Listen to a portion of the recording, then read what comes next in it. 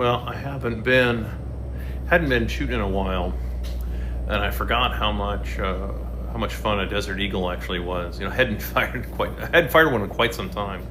So anyway, that was sort of my day, in and among everything else. So I'm covered in sawdust from being out at the farm, cutting up a bunch of logs. So not to bore you with all that sort of preamble stuff, but that's actually, so if I'm a little tired, it's because I've actually been doing a lot. Actually, I'm covered in sawdust. I just happen to notice all this. I probably have it all over my face too, and from running the chainsaw. So welcome to everybody. Hopefully the lighting isn't too terribly bad. I'm going to be we lose daylight savings time here shortly. So I guess what I want to open up with, aside from what I've been doing all day, but is rarely do I ever, and this isn't a plug either, because I don't get anything from this. I get nothing from from any of the movies or anything like that. I haven't been to the movies, in fact, since 2019 was the last time that I went to an actual theater. And so we went and saw a movie on Friday, which is rare for us. But I'm all right, it's got Keanu in it. All right, I'll go and watch it. I'll see what the story is. So the movie's called Good Fortune. So I'm not going to do any spoilers because it is worth going to see. That's as close to a recommendation that I'll give you. I think it's worth going to see. It's kind of like It's a Wonderful Life, meets Trading Places. That's kind of the best way I could describe it possibly. So, and one of the things that usually annoys me about a lot of modern movies, this movie doesn't annoy me. And let me explain what I mean by this. It doesn't have the message. That's not in it. At least not that I saw. Nothing overt. And then it deals with some reality. Now, this is an interesting thing because movies usually get, particularly poverty, they usually get it wrong, right? I mean, we've all seen this. There was actually a TikTok video where this guy was talking about, it says, what is it movies get wrong that really annoys you? And then somebody responded with, they stitched his post, and they talked about poverty, and they said, yeah, they get poverty wrong all the time. They always show some poor guy, oh, he's down on his luck and he doesn't have any money, and so he moves into a $3 million condo, that's a loft downtown somewhere, and he's supposed to be poor, and it's that's not even close to how that works. I mean, because that's the reality. The reality is that most people don't have all that kind of money to move into some loft condo downtown that probably would cost $3 million to move into. Well, in this movie, in Good Fortune, they actually get that right, that people are basically broke. They do get that right, and they show kind of the reality of that. So to be fair to the writer on that and director, I think they did a pretty decent job, given that it's still a Hollywood production, still big money and all that kind of stuff. But they did a pretty decent job. I'm going to put this little clip up here. And let's see how this goes, if I need it for later on. Anyway, so anyway, that was sort of my little review. I do think it's worth going to see. There you go. As far as the No Kings thing, I am really confused where this is coming from. I saw this all yesterday. I had no idea this was going on, and then I was on another site, and I see all this No King stuff that pops up, and I'm like, what in the world's going on with all of this? Where is this coming from? And I'm sorry, was this a throwback hippie love-in festival or something like that? Because it was just a bunch of boomers that I saw that were all upset about screaming I don't know. I mean, just as a Gen Xer and someone who works, it just seems to me that I'm sorry, correct me if I'm wrong, but it seems to me as though the Orange Messiah is doing everything in his power to make their lives better by destroying the next 3 generations of people. So it's I have a hard time. What exactly are you guys upset about? He's income tax is still a thing. It's still destroying tons of Americans who work, right? So all of us Americans out here who work for a living, we're still being destroyed by income taxes. That hasn't gone anywhere. And the Orange Messiah has not done anything about that and never will. We could cut off all the work visas or all the visas that are coming into the country, so that way wages would come up naturally for Americans, because, you know, a lot of Americans are kind of struggling right now and could use wages to come up about, you know, whatever the rate of inflation is. So what, 20% for just this year, like reality numbers? So, but the Orange Messiah doesn't do anything about that, does he? He doesn't cut any of those. He doesn't like none of those things have gone away. None of the visas have been shut off. It's nope, just keep flooding the country. Okay, you know what I mean? Like, it just seems like there's a whole bunch of things that could be getting done that would help the people who work, the people who do all the jobs, people who do all those jobs that you don't want to do, all those jobs that you hate. It just seems like you would want to help those people, right? Instead of just, you know, propping up a bunch. I saw, you know, like propping up a bunch of people who already have a bunch of money. I saw a bunch of Section 8 landlords are all upset because they're not getting their checks from the government. So the same people, many of these Section 8 landlords are the same people that will tell you that, you know, that they say they don't support socialism, that they want, a free market economy, et cetera, et cetera, et cetera. And they're all about capitalism and the Orange Messiah and all this kind of stuff. And then complain that they're not getting their government check. That they're not getting their government check, you know, for the rent. Well, you don't understand, Axel. The building was really expensive and these people can't afford the rents. Like, why did you pay that much for the building then? Because, you know, again, from a businessman standpoint, why would you buy a building knowing that you would need a bailout, that you would literally need to live on government money to justify that purchase? Why would you do that?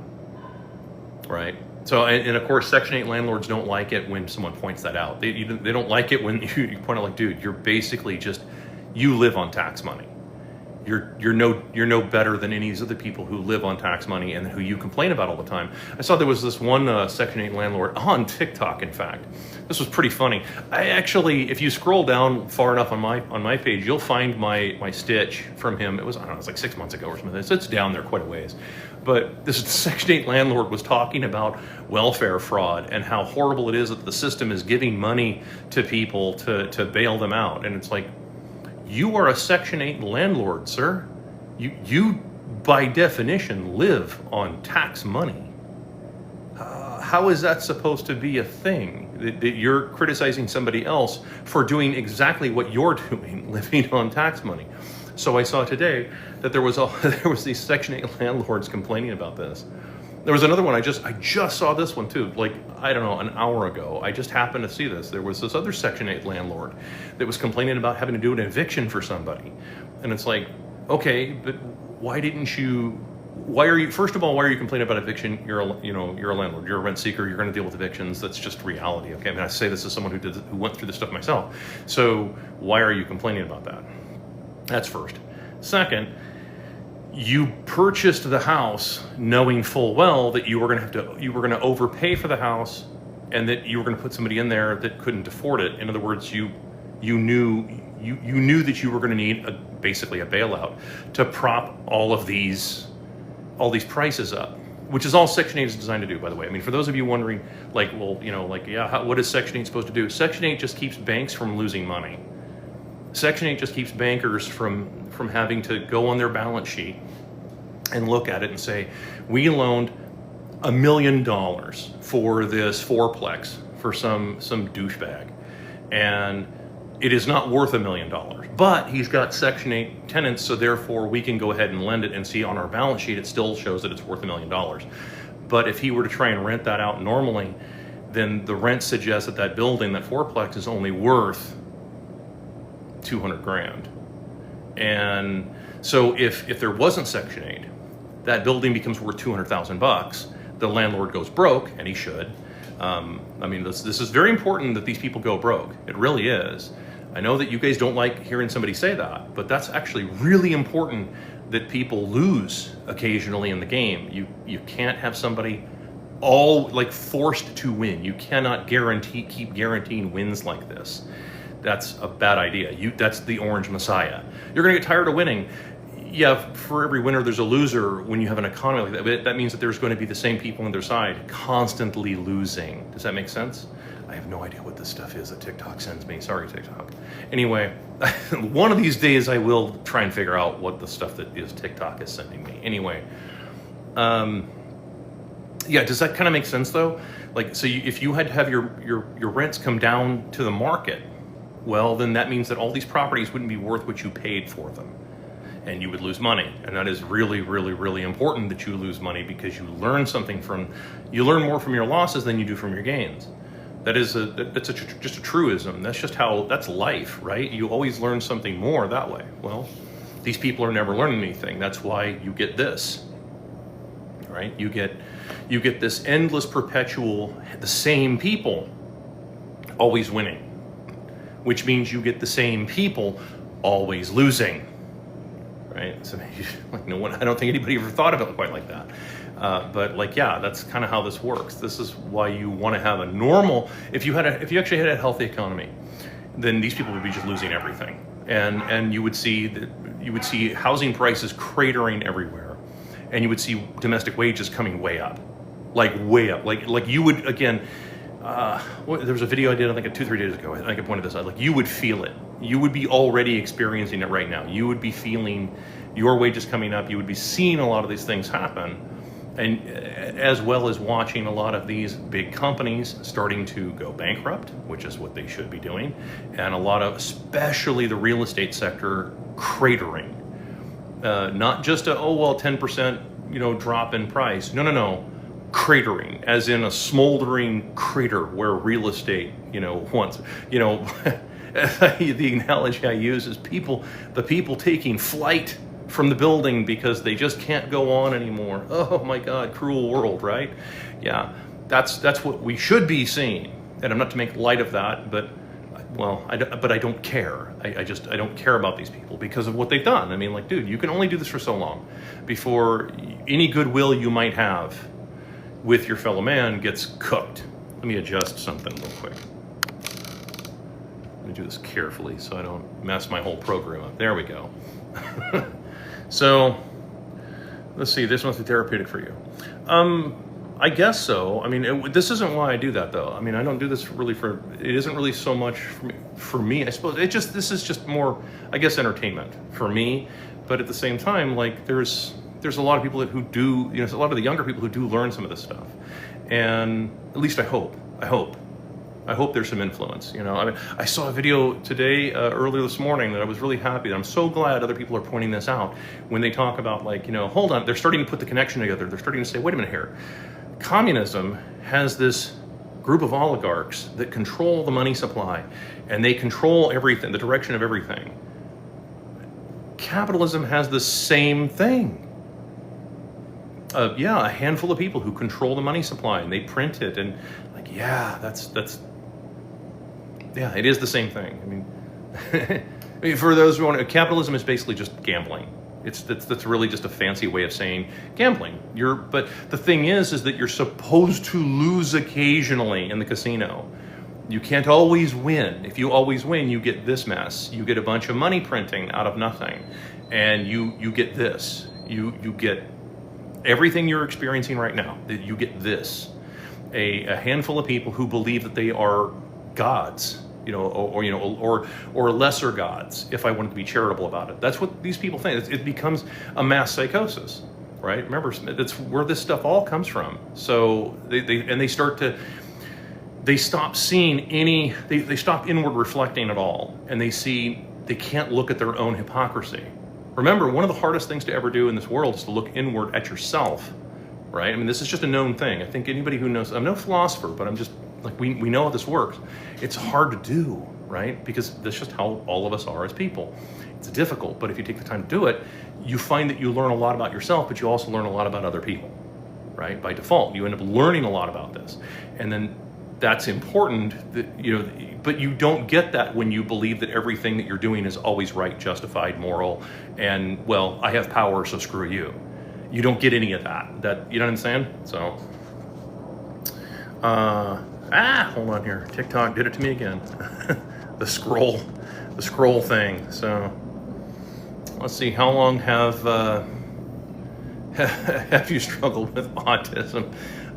Thanks for I have no idea what this is. Thank you to whoever that was. It's the first time I've ever seen the cowboy hat thing. Struggle with autism. Thanks for being an inspiration to all of us on the spectrum. I don't even know if I have autism. I have no clue. Maybe, I don't know. Good evening to you all too. Let's see here. 1776 and no kings. Well, I'm okay. Like I said, I'm okay with no kings. I don't understand what the protest was about. Like, no one ever explained. Like, it was the first I had heard of it yesterday. And like, let's see. They've been planning no kings since June. Yeah, I had no idea. Are you thinking that the income taxes are going to go away? I don't know that they will go away under any of these regimes. I mean, I would make income taxes go away in, like, you know, in the inauguration speech. Like, yeah, my inauguration speech would be something to the effect of, thank you very much, we have an awful lot of work to do around here. Stop paying income taxes, effective immediately. I mean, like, it would be that fast. I don't know what these clowns are waiting for. I mean, this isn't a difficult thing. It's not difficult to explain to people, like, well, then how does the government pay for anything? Well, how does the government pay for everything right now? They just print it out of nothing, right? Which causes inflation and causes all this. Right? They don't have to live in a budget. All that happened was that everything got flipped. The people used to be in charge of the government. Now the government's in charge of the people. That's all that happened. It just flipped. So now you have to flip that back, but in order to flip that back, that takes a high-trust society, it takes an intelligent society, and it takes a people who are educated, not indoctrinated. That's a tough one, right? That's a really tough one. Because there's not really a whole lot of money in education. There is a lot of money in indoctrination, right? Do you understand that? There's a ton of money in that to be had. If you can indoctrinate people and get them to go, that's where influencing comes from. That's all influencing is, right? You know, $7,000 apparently per comment. No Thieves Day. I caught a live. Yes, you did. It's rare. Oh, it's what I usually try to do them on, like, Saturdays, but today is a rare one for me because I just didn't have time yesterday to be able to do this. I was busy. Do you have to talk like so abstractly? I do the abstract thing only because of the conditions by which the algorithms, right? It isn't the algorithm training me. It's me having to keep up with how much censorship there is. I wouldn't talk in abstracts at all. That's actually pretty cool. I wouldn't talk in abstracts at all if I were just standing in front of people. Like, then it would just be both barrels, and, you know, that would be it. I wouldn't hold back or anything. That's just not my. It's life's too short. You should do more podcasts. You're good in that longer conversation. Yeah, I know. I'm not a soundbite guy, and I do get invited on podcasts periodically, but none of the really big podcasts. I'm too spicy of a meatball to be on a big podcast. Like, you will. I would be very surprised that some mega podcast ever contacted me and wanted to have a long form 3-hour conversation. I can do 3 hours, not a problem. It doesn't bother me as long as I've got a cup of water. It doesn't bother me at all. But no, none of the big podcasts will ever do something like that. Keep doing these. Love your videos. Thank you very much. I'm glad that you're getting something. I hope that everybody's getting something out of this. I do. I mean, it's a genuine. It is my genuine hope. Section 8 needs to go. I'm a landlord. I know it's artificial rent guarantee. It is so terrible. No, Section 8 is a bad thing, and it really is. Look, as a landlord, you are not entitled to a profit. You are entitled to earn a profit, and you earn a profit by providing a better product at a better price than your competitor. That is supposed to be, in theory, like, for lack of a better word, capitalism. That's the theory behind it. You're providing a better product at a better price than your competitor, and so therefore the market, which is the people, rewards you with a profit. You earn a profit. Well, Section 8 removes that altogether. Now you can just be a slumlord. Now you can, and that's the truth. I mean, that's where that's where all the stuff comes from. That's where you have all these guys that will buy these buildings and houses and they just relax and just take the government money. And it's like, dude, you're socialists. You're in all but name. And the thing is, it wouldn't be so bad if they did that. This is what galls me probably the most. It wouldn't be so bad if they owned that. They don't. Then they walk around and talk about, the virtues of capitalism and the virtues of hard work and ethics and so forth. It's like, dude, you are neither hardworking nor ethical. You know what I mean? And you are doing this. And this goes, like I said before, we all know or if you follow me for any length of time, you know that I use this analogy. There is something called benign hypocrisy. What is benign hypocrisy? It goes like this. You shouldn't smoke, kids. Right? That's benign hypocrisy. Yeah, it's hypocrisy, but it's not, like, it affects you, and it affects like immediate people around you kind of thing. It's pretty benign. It doesn't really do anything. Malignant hypocrisy is things like, hard work and dedication will make you rich, and it's like coming from somebody who's never worked a day in their life. You know what I mean? Like, that's how you get into these kinds of things, and then because it remember, whatever you do to, it's like being a parent, right? What adults do in moderation, kids tend to do in excess, right? Well, that's the same thing with people. So if someone perceives somebody to be in authority, in a position of authority, and this is true for a lot of folks, so pay attention. They see someone in a position of authority, and then they see that person do something in authority in moderation, and then they're like, okay, well, and then they start to do it to excess, right? This happens to a lot of people, and then that excess gets copied, and then you have this copy of a copy of a copy problem that happens, and by the time it gets too far down there, this is how you have these people paying $600,000 for a 322 house that I wouldn't give you 85 grand for. It's because, you see what I'm saying? It got too far. It went too far down the road, and everybody was trying to do the exact same thing, and it's like, that doesn't work. You still, and of course you have this other issue, which I've been harping on the last probably 4 weeks. You have to have production. You can have money, and you can have production, but you can't have one without the other. You can't just have endless production for no reason. That's the Soviet Union. You can't really do that. That's China. China does stuff like that. I know they don't like to admit it, but it's true. They build a bunch of cities and then tear them all down, and then build a new city and then tear it down. It's like, it's production for the sake of production. You can't just have an economy where there's just a bunch of people moving money around, right? That's nothing. That's just people trying to do this make money with money kind of thing, and it doesn't really work. You have to have both. Do you think about the short-term rentals like Airbnbs, vacation rentals? I think that many of them are overpriced, frankly, and I think that hotels are going to probably end up winning out on this one. And the reason being is because, put yourself in the consumer's perspective, right? You go to some place.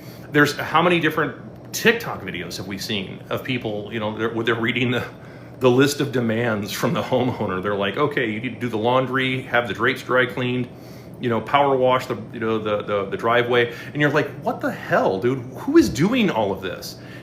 And you're like, yeah, and it's like, I'm not the smartest guy, but I have stayed at a Holiday Inn Express, and Holiday Inn Express has never asked me to pressure wash their shuttle bus on the way out. Like, it just never happened, right? I've never had that happen to me. So, you know what I mean? You gotta think of it like that. So the Airbnb, unless the prices start coming way down, right? Let me continue. Since I've gone down this road, let me continue this analogy. If I stayed at a Holiday Inn Express, and if the manager came to me and said, Axel, hold on a second here, before you take off, we're gonna go ahead and comp you the entire night, pressure wash our shuttle bus on the way out, and then we'll take you to the airport.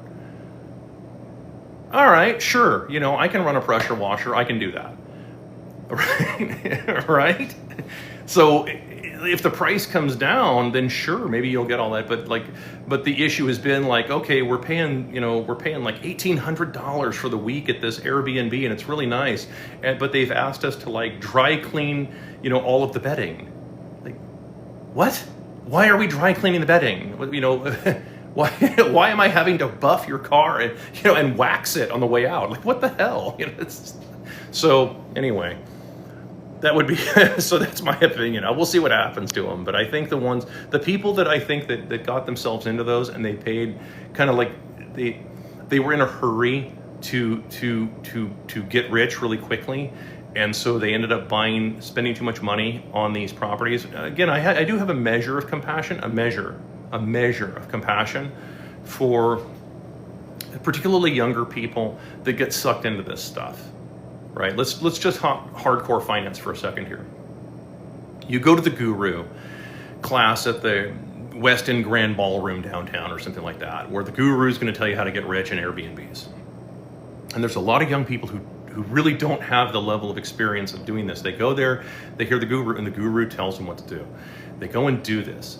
The problem is that they probably end up paying too much because they're in a hurry they want to be rich, right? That's the goal. Everybody wants to get rich right away.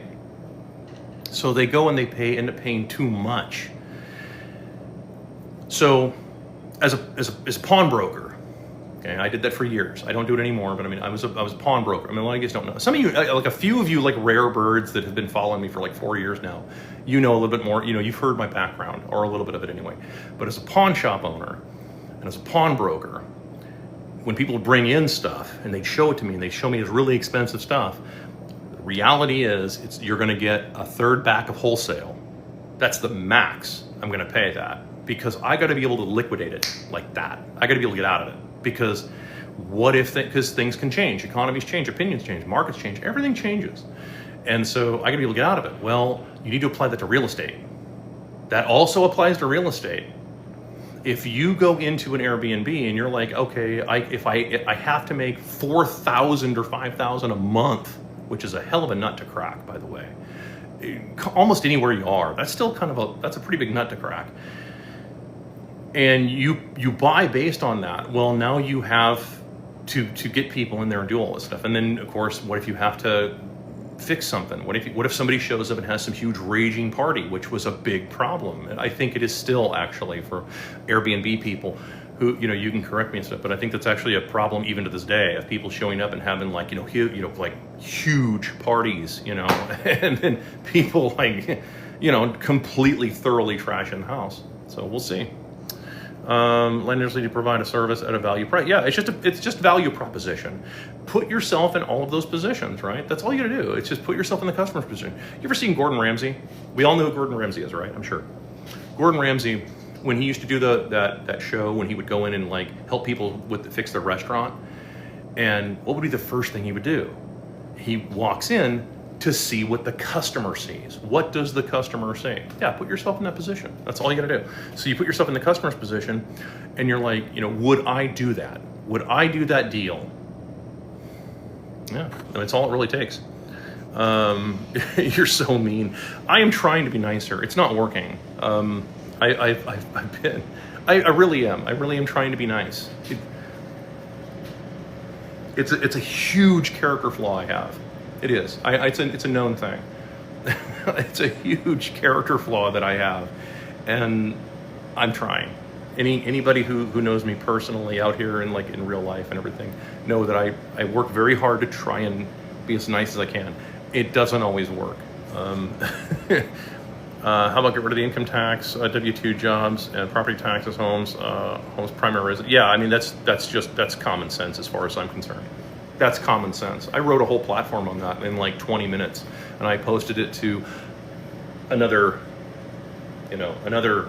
platform, and just my opinion. I did it yesterday. In fact, you can go scroll and find it. It was just this platform, and it just me pointing out like, yeah, the first thing would be income taxes, property taxes, death taxes, all this stuff. I mean, those things those are so unnecessary. They really are. And if you want to have an honest country, you don't need those things. They are actually extremely destructive. They're especially destructive to your young people. Well, but how do we pay for anything? Well, there are ways to get things done. But your brother-in-law who owns the construction company isn't going to get rich off of your no-bid, cost-plus fixed-fee government contract. That's the reality. Zero sum. It's always a problem when someone brings up the government provides a solution. Yeah. It's the truth. Yeah, I mean, as soon as there's the solution is something, well, we need to do something top down. Unless it's deregulate, unless it's something to the effect of like we need to stop doing some stuff, like income taxes, property taxes. Unless it's something like that, if it's a solution from the top down, remember, you're dealing with people who don't know anything. They're completely checked out from reality. All right, TikTok's going to hose me again when I do this. As soon as I go here and do this, they're going to...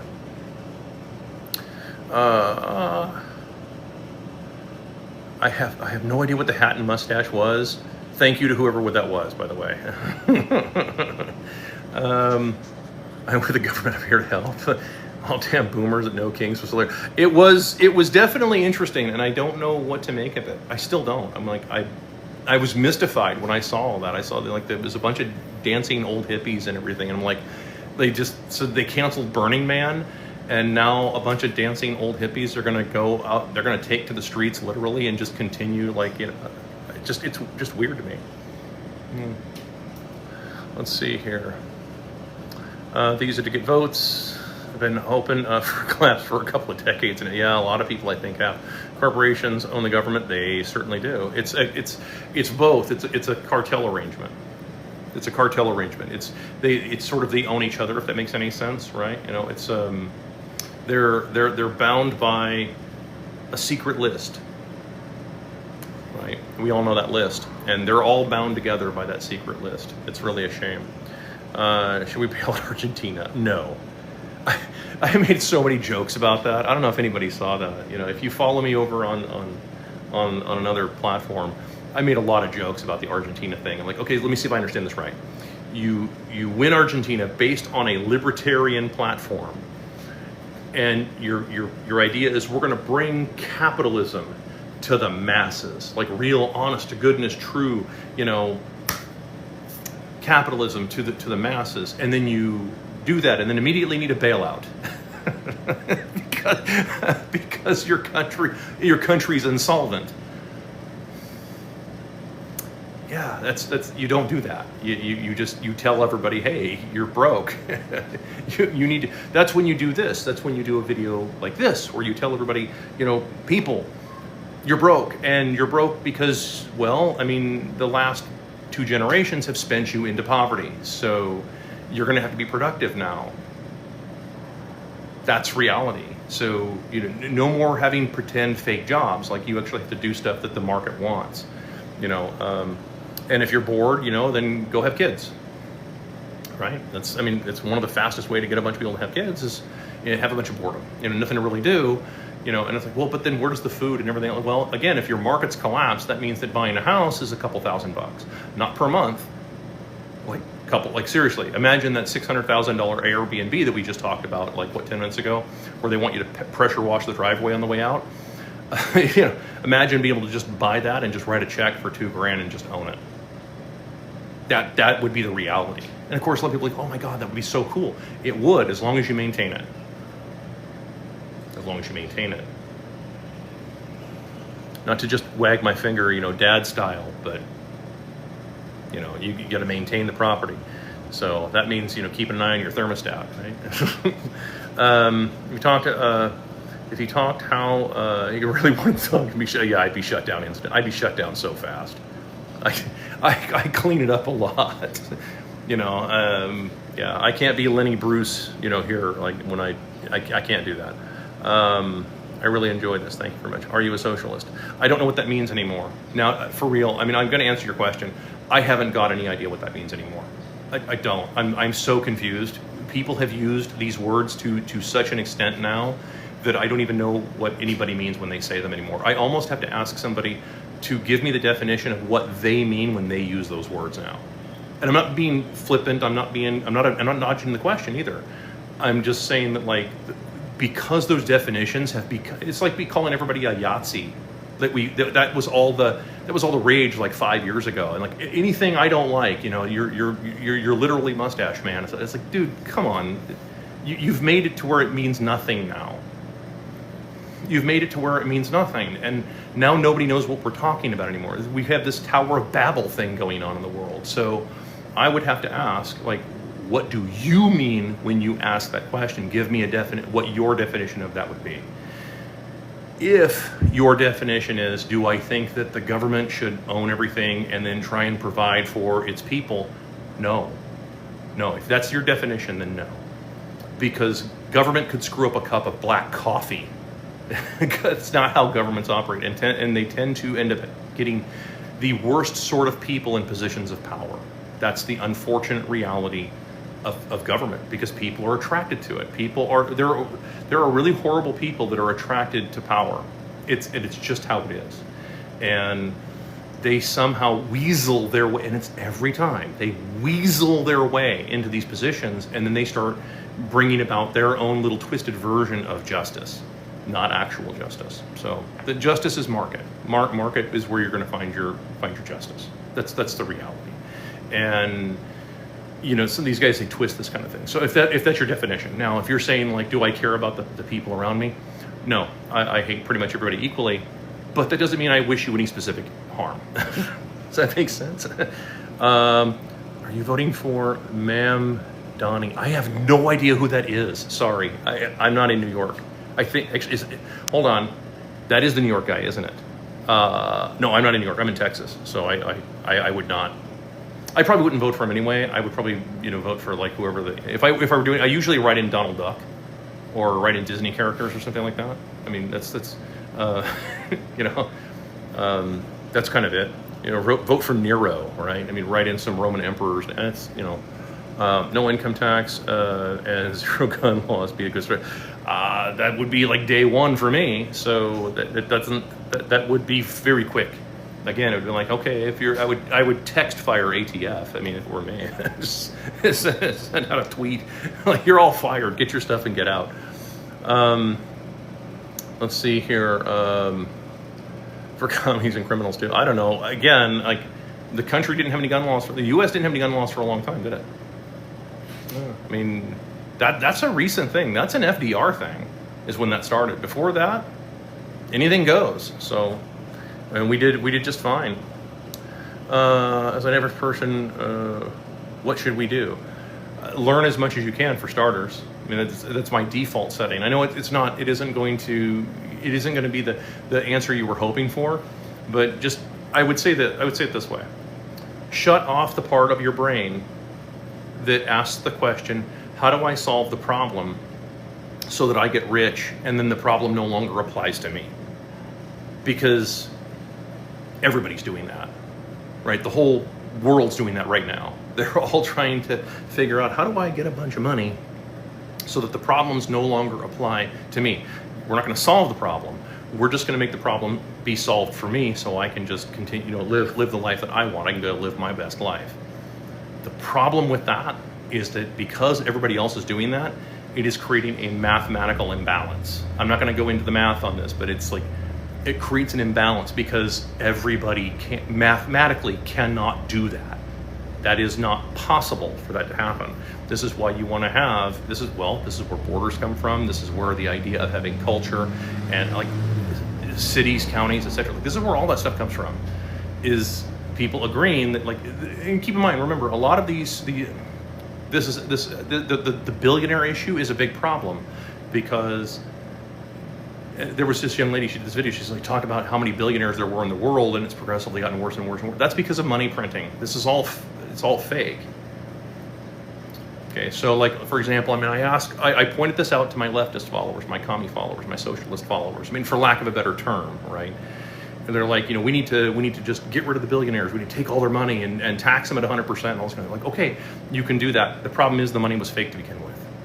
It's not like Highlander. You don't absorb their energy. It's not how that works. It's a fugazi. It's fake. It's a lie, right? You ever see those? How many of you have seen? We've all seen them, I'm sure, even to this day. The ads, come to my class and get rich, and it shows the guy standing next to the Lamborghini in front of the big house with the two girls and all that kind of stuff, right? You realize those two girls are both models that he hired to be there. The Lamborghini is rented or just borrowed from a dealership. The house isn't his. All right, it's fake. It's a fantasy. Like, there's just so much of this right now. That's the problem. Are there some rich people? Yes, there are, but most of them are owned. Remember that list we talked about? That bond of trust that has to exist among these people to maintain their way of life?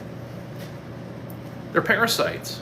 But the thing is that if you pull a tick out of your arm, right, or out of your belly button, that's where they go. If you pull a tick out, Do you try to get the blood back?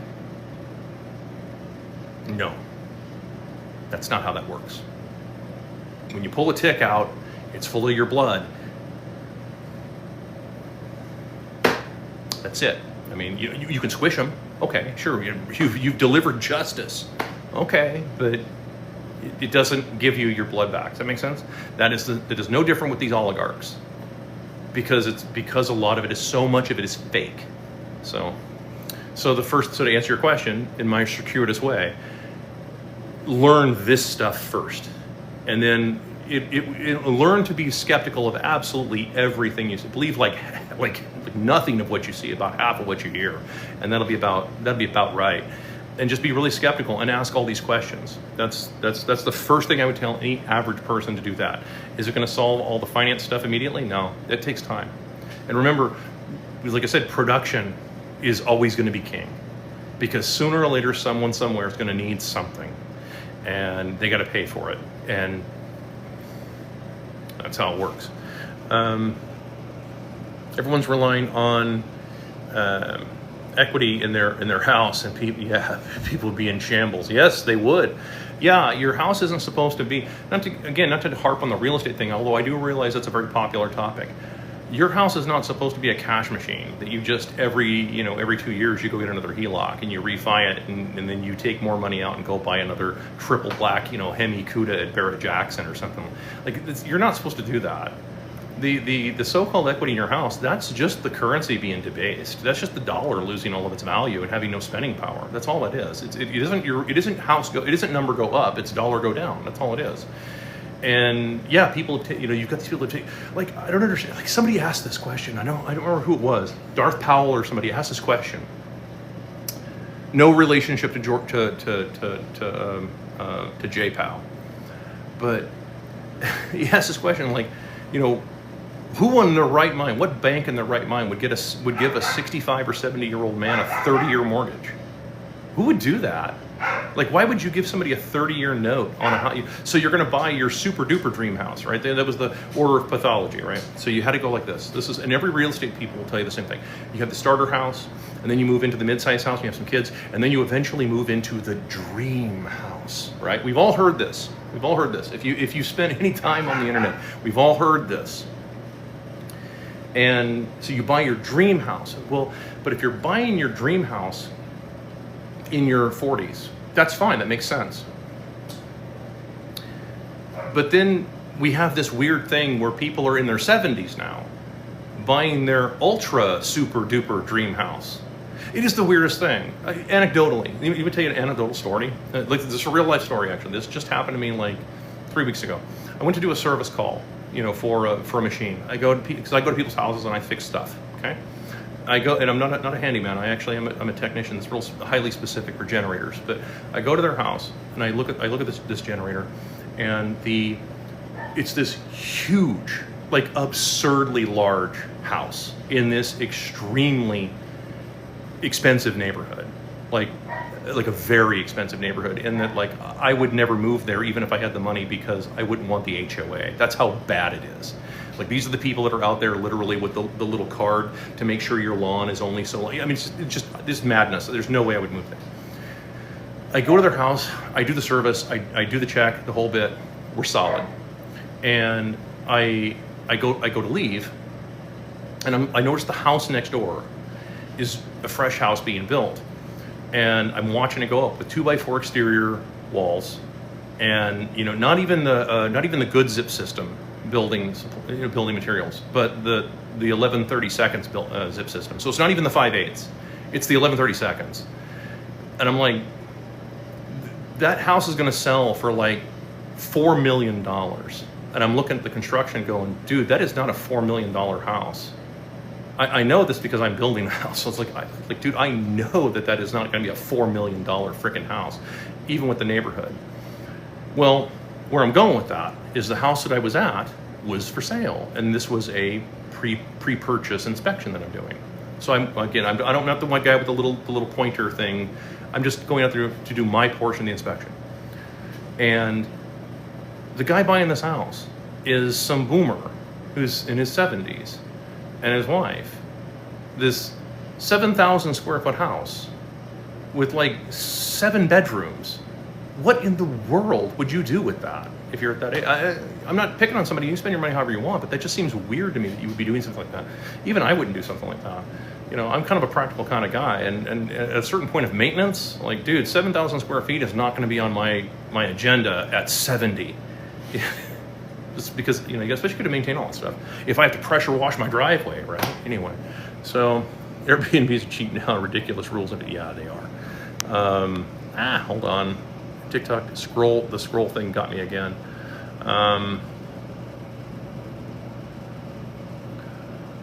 Thoughts on Milton Friedman? Friedman got a lot of things right. You know, I haven't read a ton of Friedman stuff, but I mean, I'm at odds with him on a few things. I'm at odds with him on minimum wage. Not for the reasons you might think, but you know, because I mean, as with most of these Austrians and most of these guys, they're all like anti-minimum wage. No, the free market. Like, yeah, that free market argument stops with me when you're going to bail out everybody. That's where the free market argument goes away with me. Like, okay, now it's no longer a free market. You're deliberately, you're going out of your way to bail out a bunch of failed enterprises. And if you're going to do that, then you forever lose any credibility with me to talk to me about so-called free markets. If you're just going to bail all these companies out. Well, but the jobs, I don't care about the job losses. You didn't save 200,000 jobs by bailing out the company. What you did was you perpetuated 200,000 lies. That's what you just did. That makes sense? So that's where I'm at odds with guys like Friedman. And it isn't, but it's not for the reasons that you might think. It's not because I think that, like, yeah, in a hard money economy, if you had an honest economy and you had real money that was circulating that couldn't be manipulated by governments or bankers, then sure, then yeah, the Austrians, most of them would be correct. You know, the Friedmans and particularly the von Mises of the world and Rothbards, yeah, they would be correct then. But it's under those conditions. Most of them are still trying to apply free market principles to a captured fiat economy, and that's where I like, that's it. I take issue. I'm like, nope. You showed up to a football game ready to play, you know, beach volleyball. Dude, wrong game, wrong sport, not even in the same league. Followed you for a few years now. My algorithm has lost you for a few years. You're great. Thank you very much. It's very nice of you to say. Yeah, the algorithms, they don't know what to do with me. I think that's the biggest problem. I think that's the problem that most of the so-called MAGA right and the leftists and everybody, they don't know where would I go? How do I make money off you? You can't make money off of me like that. I'm just saying, like, that's why a lot of podcasts, like, to go way back to that question, that's why a lot of podcasts aren't going to have me on, because a lot of the podcasts, they got to figure a way to capture an audience and monetize it somehow. I am not a capture, soundbite, monetize kind of guy. I don't fit into any of those categories because I actually happen to care that the American people not be ripped off. I may not like any of you, but that doesn't mean I want to see you get ripped off, and it doesn't mean I want to see people being taken advantage of, especially in a situation where you're right now, in particular, younger people are deliberately being taken advantage of because they don't have enough experience being taken advantage of. So, in my case, I've been taken advantage of quite a bit in the past, and I've lost a lot of money, of my own money, of other people's money. I've lost a lot. When you do that, you have that level of experience. You're teaching from a position of so-called of authority, right? You understand? Okay, it's not the same thing as credentials. Credentials are purchased. Authority is earned. So when you're teaching from that, you have a different you have a different tone. Okay, does that make sense?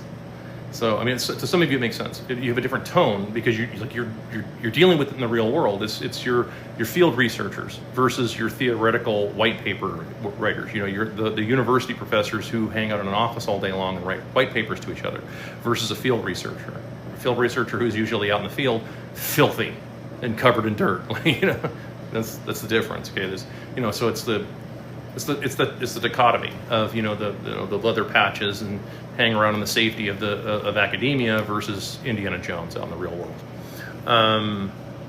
So I purposely haven't bought a house. I'm holding out. Yeah, I mean, the prices are going to start slipping, and don't be afraid to start making offers. By the way, if you are actually in the market for a house, don't be afraid to start making offers. And like, I don't mean like ridiculous lowball offers, but you can certainly say, hey, I don't think that place is worth $325 or whatever. I think it's worth like closer to $190. Don't be afraid to do that. You know, I mean, for real, don't be afraid to do that. Don't be afraid to like reality check these people. Find a buyer's agent that knows this stuff. There's a few of them out there, not as many, but there are a few buyer's agents out there that know this stuff. I know of one personally. She works for me, and yeah, find a buyer's agent that understands this stuff and talk turkey to these people and just tell them, listen, you are ridiculous with your price. Market's changed. It's not, dude. This isn't 2005. Okay, we're not doing the up forever thing. Run 2 Airbnbs for some boomers. They want me to be a slumlord. I won't let them. Yeah, it's really a shame, and it's because they're probably into it too much money, or their lifestyle is their lifestyle is exceeding their income. If your outgo exceeds your income, your upkeep will be your downfall. A lot of people are in that position right now, and of course, inflation is crushing everybody, right? Unless you are on the other side of that, unless you're on the money printing side. That's a hint, by the way. If you actually want to know how to get ahead in the world stuff, is copy irresponsibly. Oh, and red, bolt rust, ground up into a superfine and put it in your ink and stuff. That'll fool the counterfeit pens. Anyway, some of the comments on this were filtered. Yeah, I probably were. Amy said True Estate, Airbnb, Wisconsin Dells. Okay, this conversation there and stuff. Hold on here. I'm having to go down here. It was a Star Wars theme one. I look cool, but I didn't stay there. Building. Hold on here. What if billionaires had to reinvent specific industries down to the wealth cap of $1 billion? Well, I don't know that I would necessarily do a wealth cap, but you don't really have to. You don't have to do a wealth cap if your currency is if your currency comes correct. If you have a hard currency, in other words, a currency that can't be conjured and can't be manipulated, you won't see these ridiculous. You will always have, and I've said it before, you will always have a measure of wealth inequality. You're never going to get rid of that. Never. You will never, ever in the history of this world get rid of wealth inequality, because you're always going to find somebody who is willing to do more work. There's some guy out there who's willing to work 19 hours a day. You're always going to run into someone like that. But these ridiculous wealth inequality gaps that you're seeing today would not be a thing if your money was correct. If there was no way to manipulate the currency. Because if you have in a hard money environment, interest rates go to zero because lending goes to zero. I don't know if you know that or not, but in a true hard money environment, there's no more lending. Lending as a business model goes away. So if there's no way to borrow $500,000 to buy a house, then what's it worth? It's worth what somebody has in cash. I'm using dollars only for the example purposes because people understand it. I don't want to get off into the weeds in different currencies. So I'm just using something you understand. Theoretically, if the U.S. dollar were a hard currency and the number of dollars in existence were a static number and could not move, in other words, not only if there's an emergency, no, like even if there's a meteor coming to the planet and we're all going to get crushed, we're going to be exploded and everything. There's no way to do it, right? Okay, even if that were the case, if you had a situation like that, lending goes away, because what happens if someone doesn't pay it back? Nothing. You're just out that money. So lending as a business, as a practice, would go away unless somebody is lending it to you with the understanding that they may or may not get that money back at all, and they're not going to make any plans based on that. Right? I mean, it's sort of the rule that most of us have with friends, right? I think most of us, if we're adults, if you've been around for, let me talk to my Gen Xers for just a second here. Just for a second here. My handful of Gen Xers that are watching stuff, sound off if you're Gen X. Most of us, at a certain point, once you get into your 30s and 40s, you start to develop this rule with friends, because there's always a friend who maybe asks you for a little bit to borrow some money. You just give it to them. You never expect it back. Hey, if they pay it back, great. But it's because it's just easier to do it that way than it is to try, and then you try and hang your hat on money coming in and everything. And there's so many things that can go wrong, and you just learn that stuff. Right, so you sort of, you do the sort of neither a borrower nor a lender be kind of philosophy is what ends up happening, and that's one of the things that ends up happening. So if you have a hard money economy and it can't move around, most transactions like that turn into that, and usury goes away, like any interest rates, because how do you pay it? There's no way to ever pay back interest rates, even if you had, because there's no money in circulation to pay any interest back. So on like a macro level, you might be able to get with that on a micro level, but on a macro level, ain't happening. There's no way. There's no way it happens, because there isn't enough money in circulation to pay back even $1 of interest, because it doesn't exist.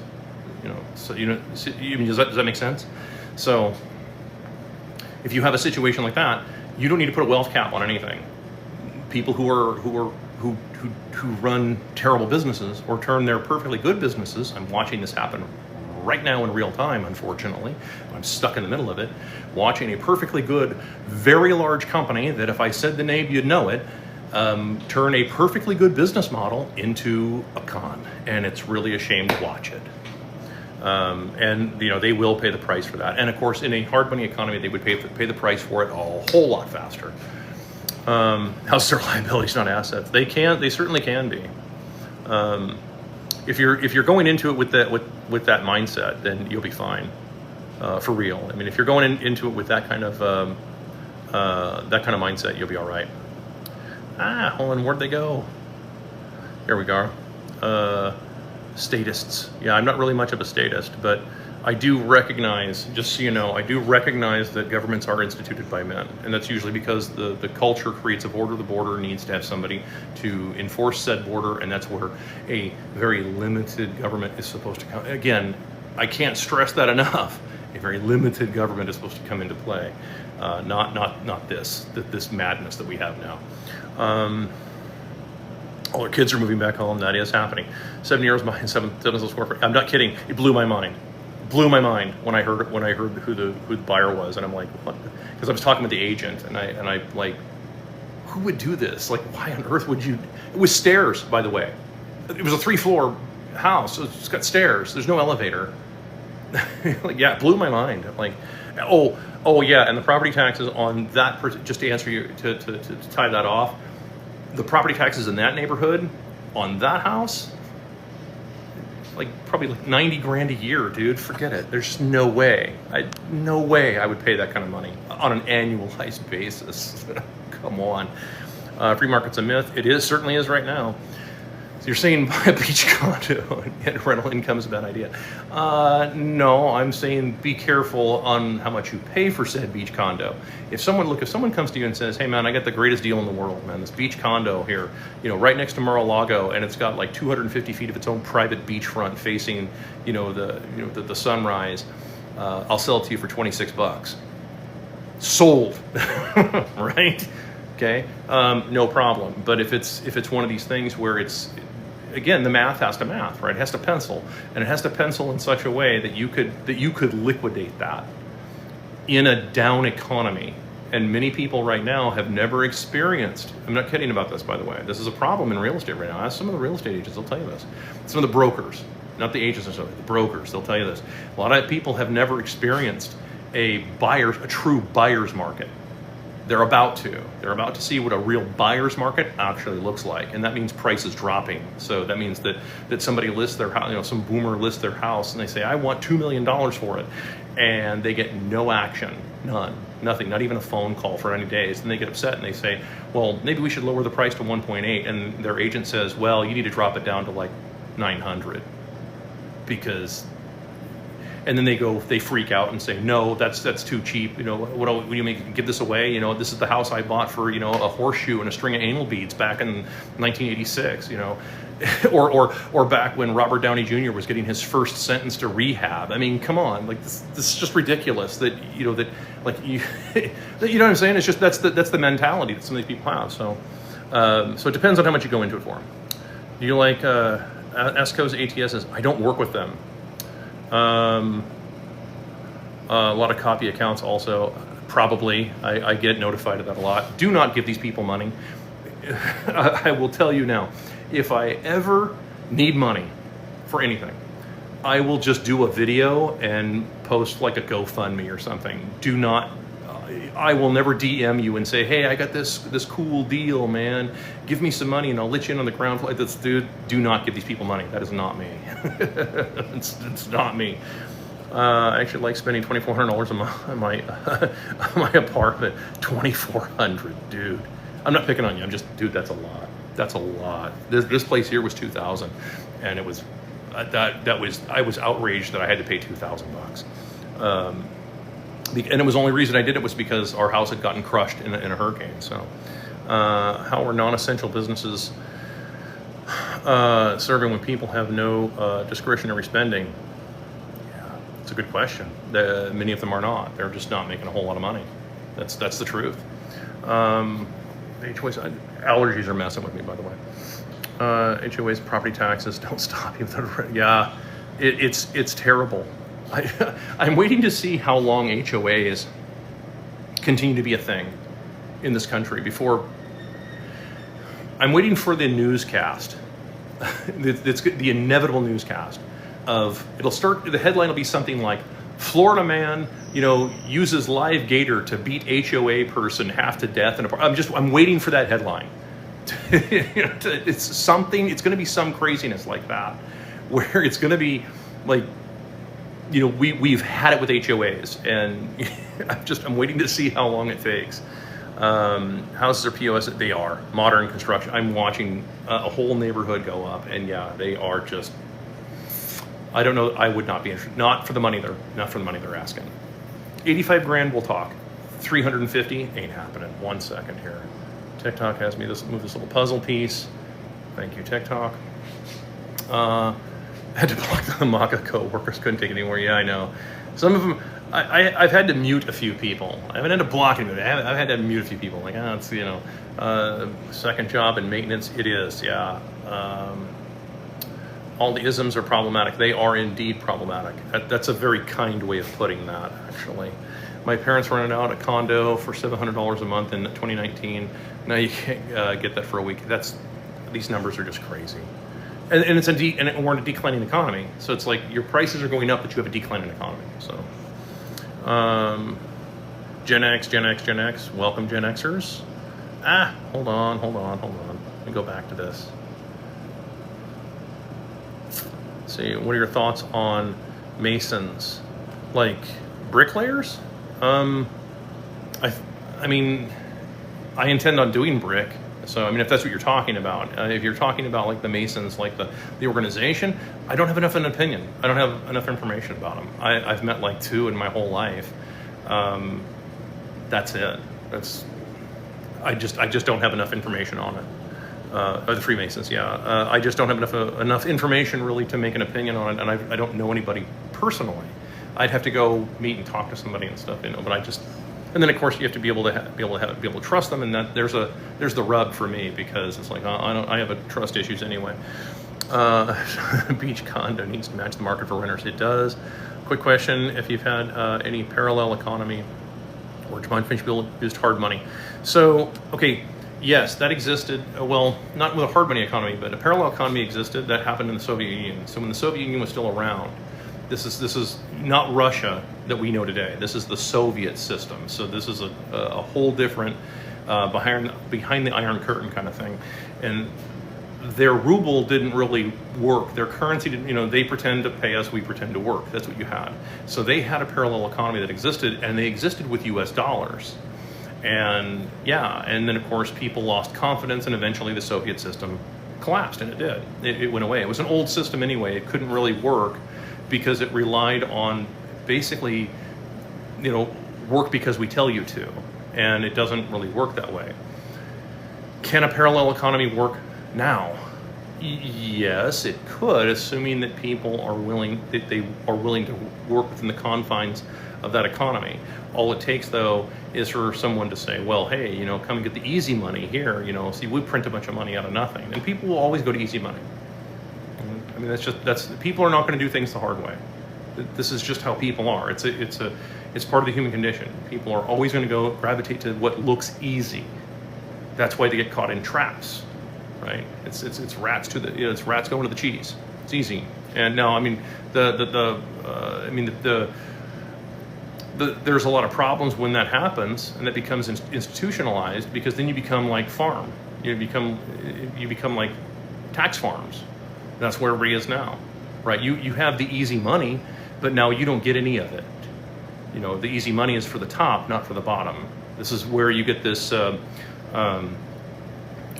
this problem in the economy, this bifurcated economy, where you get the people that are at the top of it. It's all socialism for them. Anytime they need money, they just say, oh man, hey, I need some more money. Print me off another couple of billion, and they do it. and then everybody else gets to enjoy capitalism, free markets, whatever. You know what I mean? That's kind of how that works. And moral hazard. Moral hazard. We can't have anything. Thank you very much. We can't have any of that moral hazard. We can't bail out the American people. That's not possible. When do you see a buyer's market? It's already happening right now. Thankful and grateful for universe. Well, I think that's what I mean. Thank you. You're welcome. Do you pay income taxes? Not in a very long time. Hope all's well, getting better. But the boomers won't be able to buy their 7th vacation home. Yeah, no kidding. That's really the problem. Yeah, if you raise the minimum wage, then yeah, that's what it's why you would raise a minimum wage. It's not going to solve poverty, but you do it to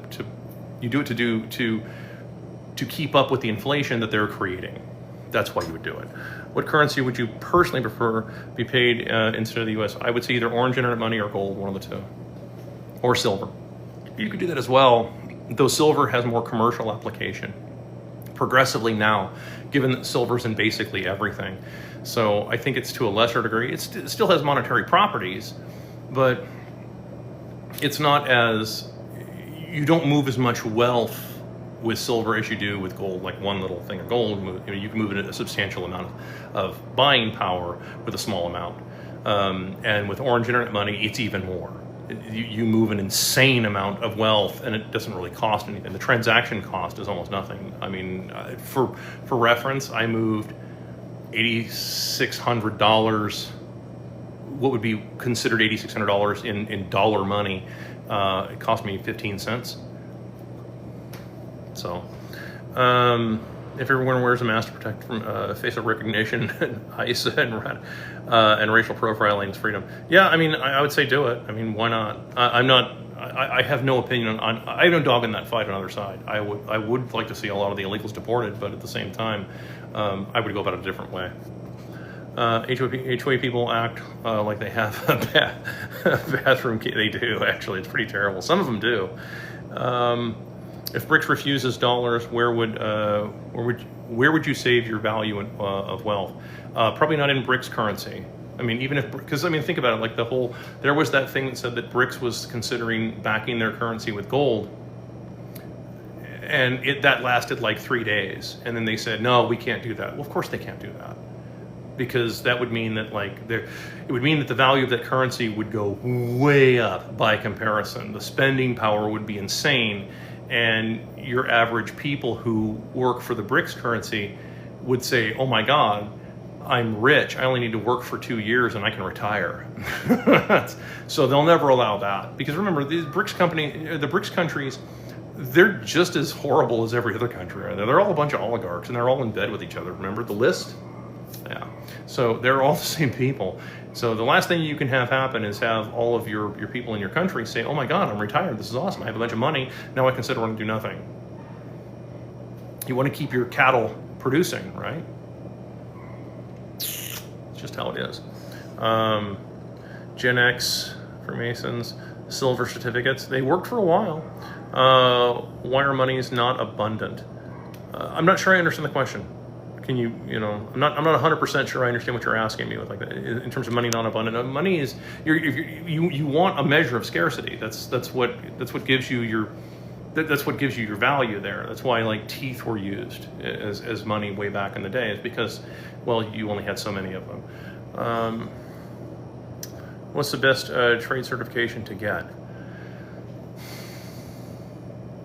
God, right now, I think it depends on what part of the country you're in.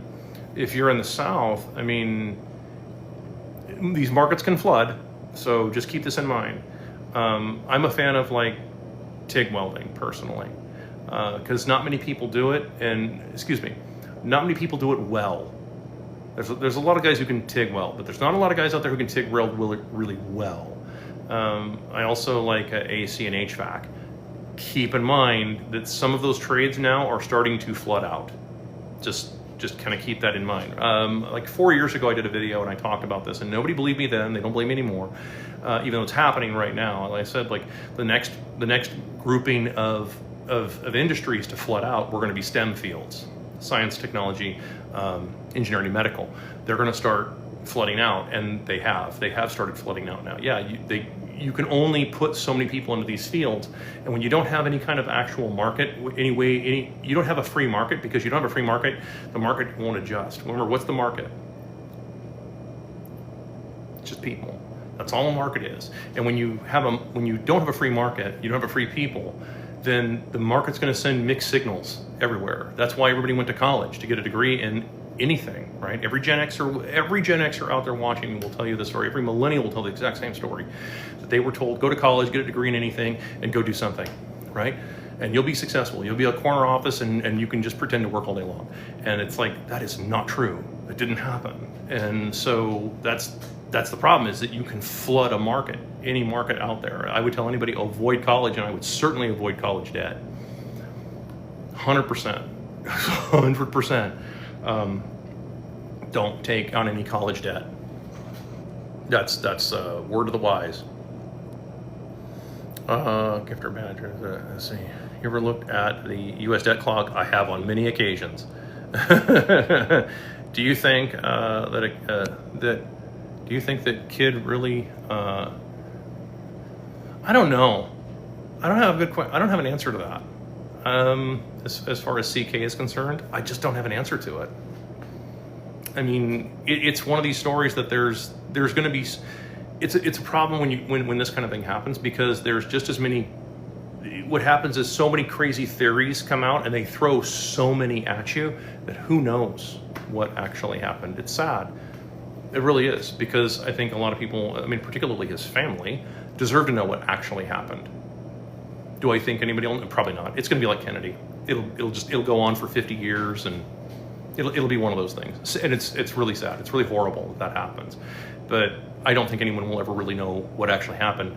No different than Building 7. What the hell did happen there? Yeah, no idea. No idea. Nothing. Everybody was at church. I don't know. They were all reading scripture. Yes, my husband is a TIG welder. It's one of the, it is one of the best. Has been doing it for 20 years. Yeah, the guys who can do it really well, and who can fabricate. That's the other thing too. If you can fabricate and if you can engineer, and you don't need certifications in that, in my opinion. This is my estimation. I engineer stuff here all the time. I am not an engineer, but if I engineer it, it ain't breaking. If I engineer it, it's going to withstand a direct hit, from a cruise missile. If I engineer it, my workbench, I can put probably 10,000 pounds on that thing. It ain't going to move. So no, if I engineer it, it ain't going nowhere. But if you can engineer things and you can fabricate things and you can do things like TIG welding, you can do pretty well, right? Especially if you can fabricate things that people need, that are customs, that are one-off.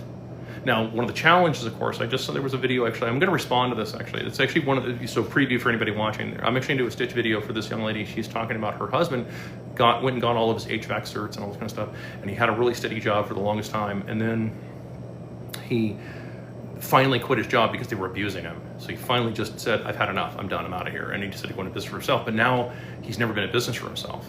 So for me, I've been in business for myself for 35 years. I haven't had a leash. I mean, I've never had one. I broke my leash a long time ago, and parents hate me, families, both sides hate me, and I'm completely feral.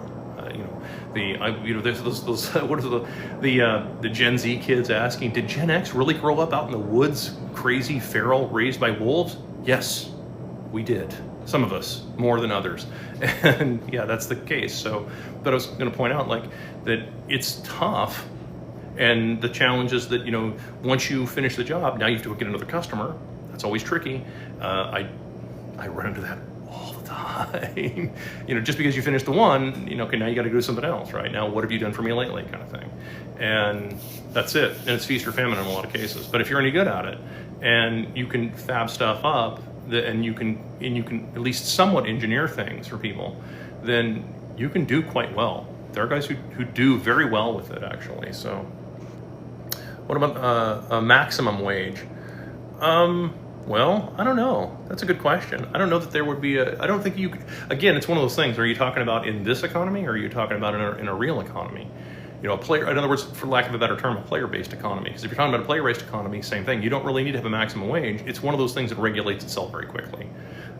Just because at a certain point, the company, let's assume that you're working for a company, stops paying for you. The other thing you can look at is just what I was just talking about. If you're in business for yourself, which is what I really encourage a lot of people to start doing, is start really looking at business for yourself.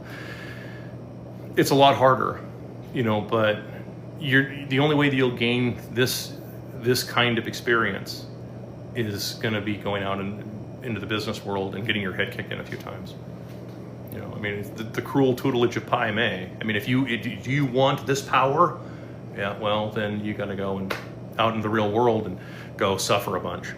It's just how it is. And then, you know, and by the way, it doesn't go away later on in a lot of cases. Some people, you know, it works out really well. They're able to kind of fall into something and it works really well, and they're able to save a bunch of money, and things kind of click and it works for them.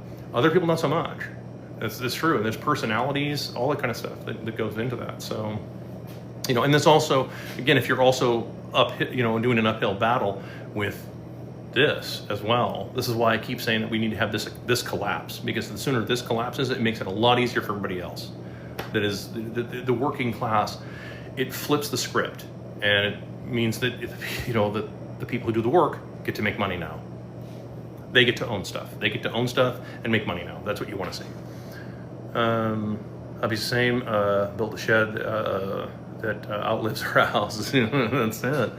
That's what it takes. I see you on YT. Many people moving out of the USA. Yeah, I do have a YT account. So financial physics 7541. I don't remember where I came up with that number, but it was because somebody else took financial physics there. So anyway, how is the world doing if BTC is the world reserve currency? I don't know why it would need to be a reserve currency. That implies that somebody would hold orange internet money in some little account somewhere, and then issue you some kind of paper currency or some kind of other currency against it. Now, I do think that there may actually be cause for that, but keep in mind that you'd want to still audit that stuff and make sure that that they're not going to inflate it, because that's the temptation to inflate currency is ever present. And remember, humans are fallible, right? I mean, even if I wanted to be like a loving, compassionate God, I'm not. But if I were, I would still say the same thing, that the temptation is always present there to just, well, it's an emergency, quick, print a bunch of money. And that's what you got to watch out for. So, but yeah, I mean, in theory, if there was a hard currency like that, yeah, then it'd be very difficult. It really would. It's a great line. And let's see here. Blockchain, mutable public. Yeah, that's just it. If it's, if everybody's going to audit it or everybody can keep track of it, maybe it works. Maybe that kind of a hybrid system works for a time being, but it's something that people have to be vigilant about. And what do we know about large swaths of people? They don't tend to be very vigilant, right? A republic, ma'am, if you can keep it. How we doing so far? So, let's see here. I spent the spring through fall gardening and canning, a part-time job now. By a couple calves. Yeah, that's what I'm saying. Like this is just how you build. It's what I'm having to do actually out on my property, out on my farm, is because I'm having to live in two places and it really sucks. It's a ton of work, and I'm moving on top of that. So my everything for me is getting a little weird now. But so I'll be around, but I hope that answers your question anyway. So in any case, that was kind of all I had. But I did want to harken back to the very first topic that I was saying. So if you haven't seen, again, I don't usually plug movies because I get nothing for it. This is just me saying, hey, I think it's a good movie. Good Fortune with Keanu Reeves is a good movie. It's just a movie. There's no weird message in it. There's no craziness. It's just a good movie, and I do recommend it because having been to the movies since 2019, going and seeing this, like, okay, this actually kind of works, and this is actually a fairly good movie that has an overall, I think, positive message to it, you know, in my opinion. So, you know, I hope you guys enjoy it if you go to see it. Money just as tradable representations, work completed by energy. Yeah, that's what I mean. That's it's a unit of measurement. That's all money is. It's supposed to be a unit of measurement. It's the ground post on a battery. That's all it is. It's not supposed to really move around. It's the ground. Right? You can push as much voltage as you want, but if you don't have a ground post, it doesn't make any difference, right? I mean, you could have a zillion volts going through, grab the hot line with a zillion volts going through it. If you're not grounded, you know, you have to be able to ground somewhere, and your money is supposed to be your ground. You know, you have your productivity, but then you ground it against your, you know, your money, and then that's how the best way I can come up with to try and explain that. AMC movie theaters, $20. I know, it was horrible. You know how much it cost me to go to the movies? You know what this cost? $683 for me to go to see this movie. I'm just kidding. It wasn't that bad. But it felt like it. It was like $60. It was a lot. And I don't usually do this, but when I go, so I do get the big tub of popcorn, so I did all that. So anyway, that's it. That's all I got, and I hope that everybody's doing. Hold on here. You get all Halloween about this, and I'll catch up with you guys next time.